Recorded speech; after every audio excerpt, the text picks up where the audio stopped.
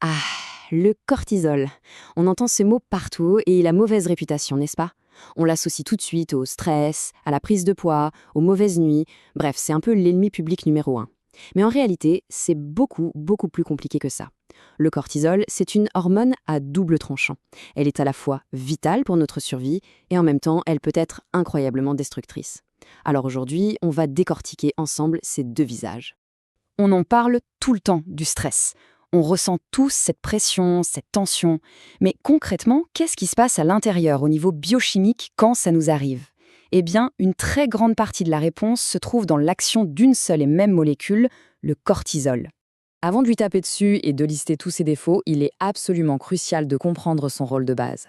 Parce que non, le cortisol n'est pas un poison. Loin de là. À l'origine, c'est une hormone de survie, conçue pour nous maintenir en vie et nous aider à faire face au monde qui nous entoure. Alors, c'est quoi exactement? Pour faire simple, le cortisol est ce qu'on appelle une hormone stéroïdienne. C'est un messager chimique qui est fabriqué par nos glandes surrénales. Ce sont des petites glandes en forme de chapeau juste au-dessus des reins. On peut le voir comme le manager en chef du stress dans notre corps. Et sa production n'est pas laissée au hasard. C'est contrôlé avec une précision quasi militaire. Ça passe par ce qu'on appelle l'axe HHS, pour hypothalamo-hypophyso-surrénal. C'est une chaîne de commandement en 3 étapes.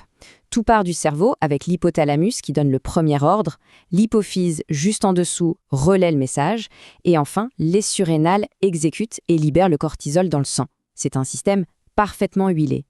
Et ce n'est pas tout.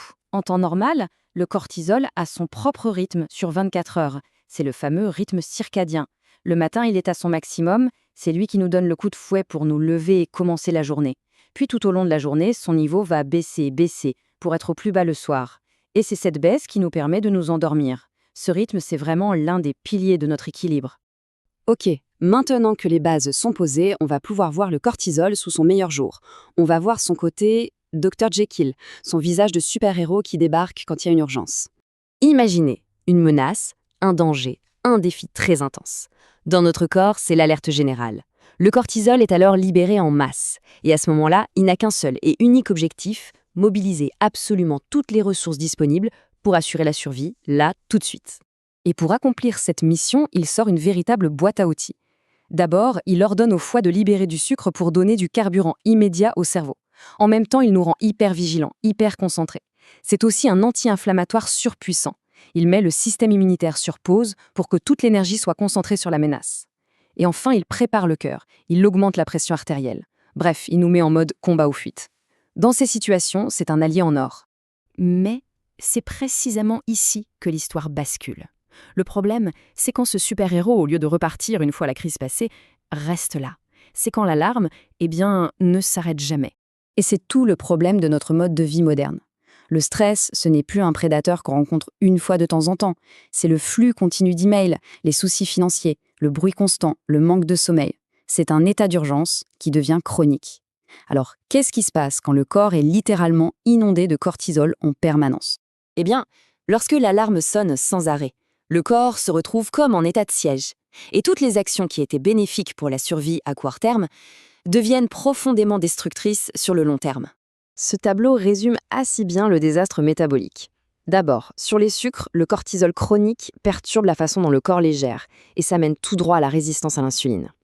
Ensuite, pour les protéines, il fait un truc assez fou. Pour trouver de l'énergie, il va dégrader nos propres muscles. C'est la fonte musculaire. Et enfin, pour les graisses, c'est le grand classique malheureusement, il prend la graisse et la stocke préférentiellement au niveau du ventre, cette fameuse graisse viscérale si dangereuse. Cet antagonisme est frappant. D'un côté, on a un corps sain qui cherche à se construire, à se réparer, c'est l'anabolisme. Et de l'autre, le cortisol chronique qui impose un état de dégradation permanente. C'est le catabolisme. Il sacrifie les muscles et il réorganise les graisses de la pire manière possible. Et le squelette n'est pas épargné, loin de là. Normalement, il y a un équilibre parfait entre les cellules qui construisent l'os et celles qui le détruisent.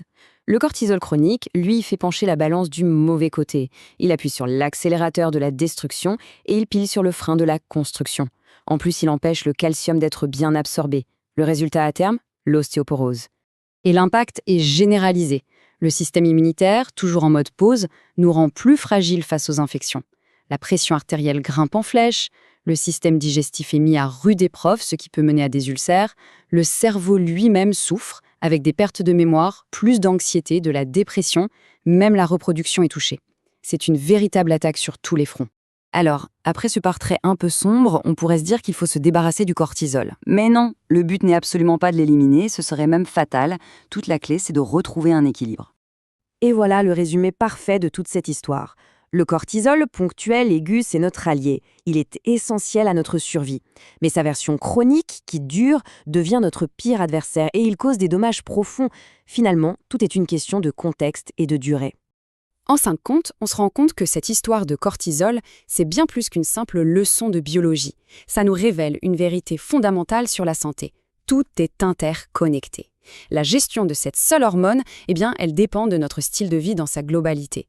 Et c'est ça le point le plus important à retenir. On se focalise énormément sur ce qu'on met dans notre assiette, sur l'importance de bouger, et c'est absolument essentiel. Mais cette analyse nous montre que la gestion du stress et la qualité du sommeil sont tout aussi fondamentales. Ce ne sont pas des options, pas un petit luxe bien-être. Non, ce sont des piliers et des fondations de notre santé, aussi importants que l'alimentation et l'exercice. C'est peut-être ça la leçon la plus importante que le cortisol a à nous apprendre.